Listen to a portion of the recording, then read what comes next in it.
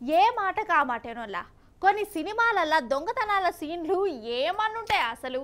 ఇక హీరోనే సినిమాల పెద్ద దొంగోడైతే ఇక ఈ సీన్లు ఇంకా మస్తు వండుతాయి. దొంగతనం కోసం ఆ హీరో చేసే సర్కస్ ఫీట్లు, జంపింగ్లు, చేజింగ్లు అబ్బబ్బబ్బబ్బబ్బా చూస్తున్నంత సేపు పర్షాన్ పర్షాన్ అనిపిస్తుంది. హీరో దొంగతనాలు చేస్తుంటే సినిమా చూస్తున్న జనాల పైకి గూస్ పింపులు వస్తుంటాయి. సీటీలు కొట్టుకుంటా సంబరపడుతుంటారు.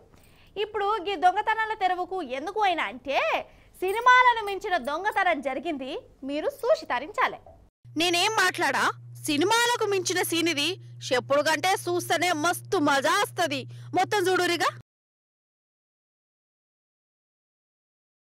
అబ్బరి బిడ్డ, అసలేం తెలివి, ఏం సాహసం, ఏం ఫీట్లు. లారీ మీద ఇద్దరు మనుషులు అంట్లున్న మాళ్ళు కింద పడేసిరు. స్వారీ స్వారీ, మనుషులు కాదు దొంగలు. ఇక వెనక వీళ్ళ సోపతిగాడే బండి మీద వస్తుండు.